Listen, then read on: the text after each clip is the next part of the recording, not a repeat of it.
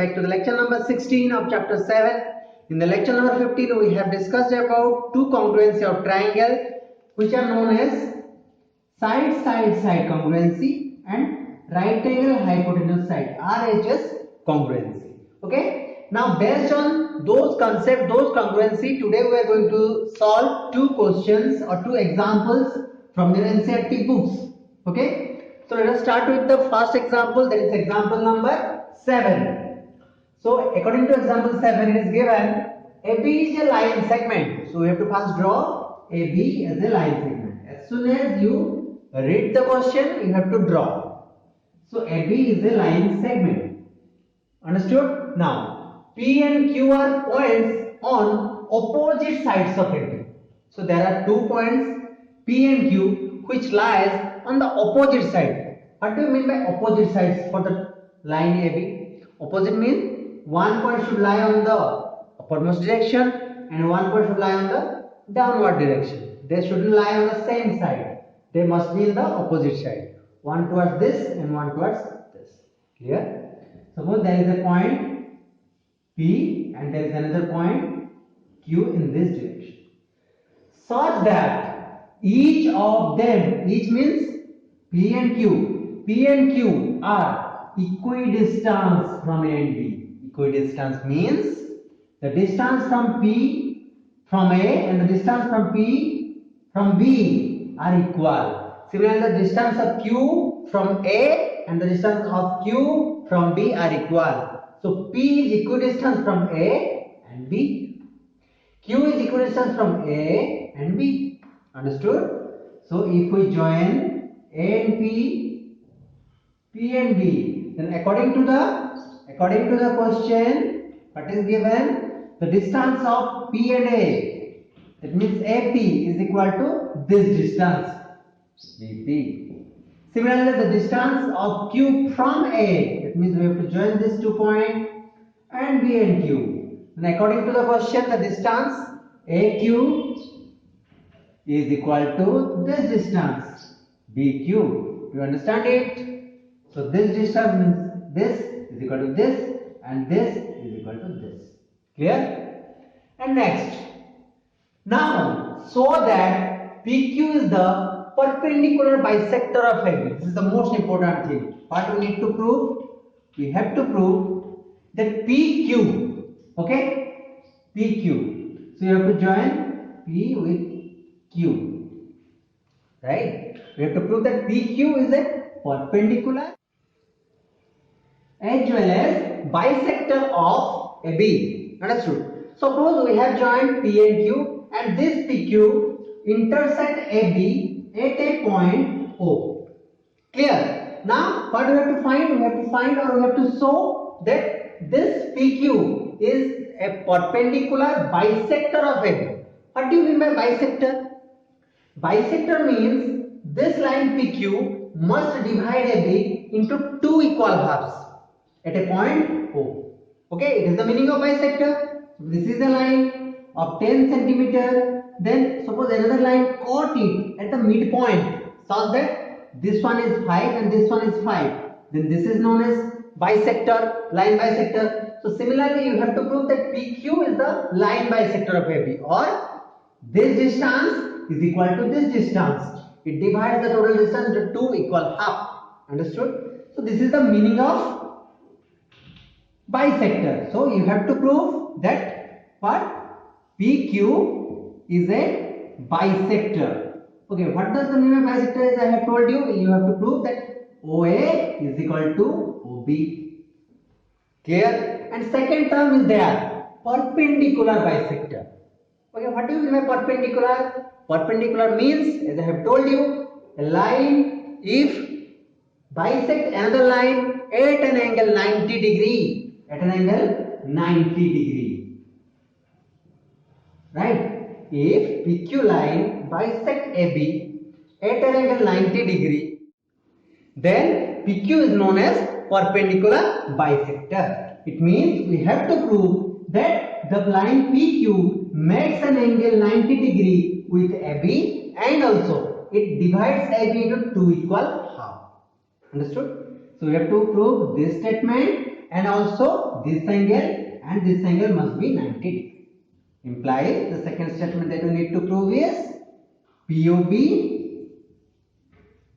is equal to POA is equal to 90 degree. So this is the literal meaning of perpendicular bisector. It must bisect AB into two equal halves and at an angle 90 degree. Okay, so let us prove it.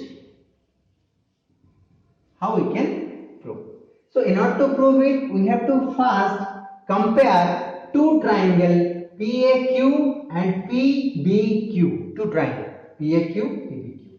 Okay, so between triangle PAQ and triangle PBQ, here for this triangle this side is equal to for this triangle this side, because it is already given. It is already given. AP is equal to BP. So we can write AP is equal to BP.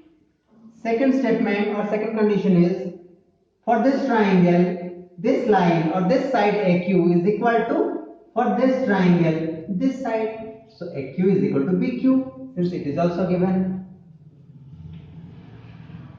Okay, so these two are given. Third conditions. Now for this triangle, this is a side, PQ is a side. Similarly, for this triangle, PQ is also another side. So PQ is the common side to both the triangle. So PQ is equal to PQ, common side. Clear? So now by SSS, they follow SSS congruency. So by SSS congruency, triangle APQ is congruent to the triangle BPQ. Okay, now this two triangle become congruent. This is understood. Now according to the theorem number 7.2, we know if any two triangles are congruent, then their corresponding angles must be equal. It is true. If we consider this as a triangle APQ, then this is a angle of this triangle. If we consider PBQ as another triangle, then this is also an angle of this triangle. Since these two triangles are congruent, then we can write that this angle must be equal to this angle, because they are the corresponding angle CPCT. So what we can write? We can write APO is equal to BPO. Clear? By CPCT. This is clear? So this is the conditions or conclusion that we get by making congruent to these two triangles. Next thing, we have found that this triangle is equal to this angle. Now we have to compare the triangle AOP, this small triangle, with BPO, APO with BPO, this triangle and this triangle. Okay, so let us compare them. Between triangle APO and triangle BPO. Okay, here this side of this triangle means AP is equal to this side means BP of this triangle. We can write it. So AP is equal to BP. This is the first conditions. Second thing, this angle of this triangle is equal to this angle of this triangle. Why? Because we have proved here APO is equal to BPO. So we can write APO is equal to BPO. The first one is given. Second one is by proved statement. Third condition is for this triangle PO is a side. Similarly for this triangle PO is another side. So PO is the common side to both the triangle. Okay. So PO is equal to PO, common side. So they follow, this is the side, this is another side, right? And this is angle. So side, angle, side. So here side, angle. So by SAS congruency, this two triangle must be congruent. By SAS congruency, triangle APO is congruent to the triangle BPO. This is clear. Now these two small triangles become congruent. Okay. Now moving toward the first statement, we have to prove OA is equal to OB. Since OA is a side of which triangle? Tell me. OA is a side of OA. This one is a side of which triangle? This triangle APO, isn't it? Yes. So OA is a side of this triangle. Similarly, OB is a side of which triangle? Tell me. This triangle? Yes or no? Yes. BPO triangle. OB. But we know that this small triangle is congruent to this triangle. Since two triangles are congruent, then their side must be equal. Their corresponding side must be equal. So OA is equal to OB by CP. So we have proved the first statement that OA is equal to OB. It means what? It means O is the midpoint, isn't it? It means O is the midpoint. Or what we can say? Or we can say AQ or AO always bisect AB. O is the midpoint means what? PO or PQ always bisect AB, since O is the midpoint. Implies PQ is the bisector. Now this is proved. Bisector of AB. But what we have to prove? We have to prove it is the perpendicular bisector, means this angle must be 90 degree. We have to show it. How we can show? Let's see. Let's see.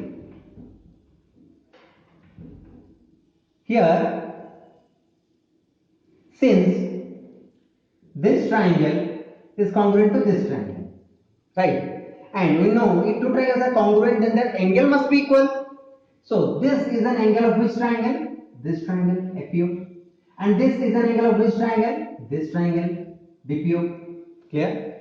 So can we write this angle is equal to this angle? Yes, we can write. So let's write AOP implies AOP is equal to BOP. Why? Because CPCT.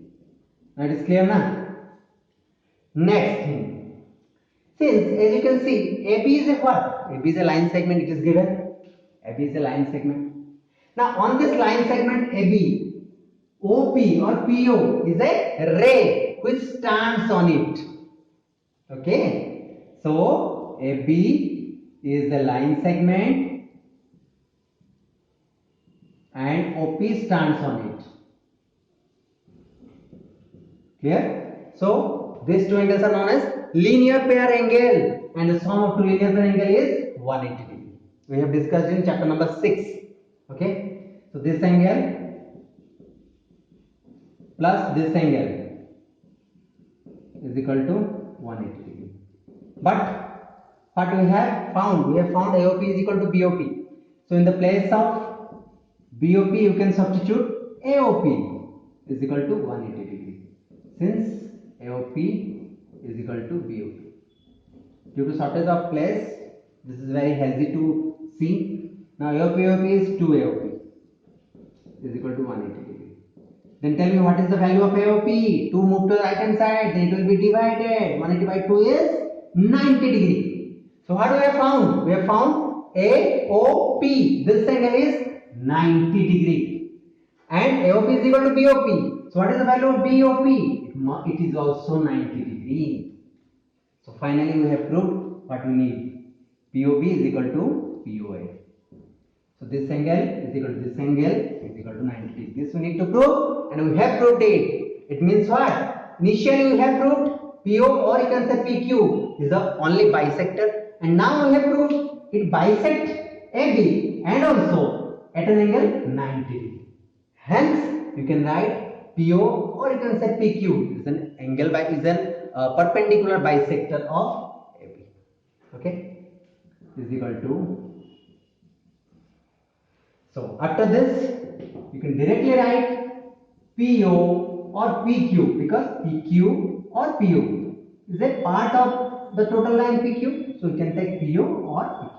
So PQ is the perpendicular bisector of AB. Clear? Now this is proved. Okay.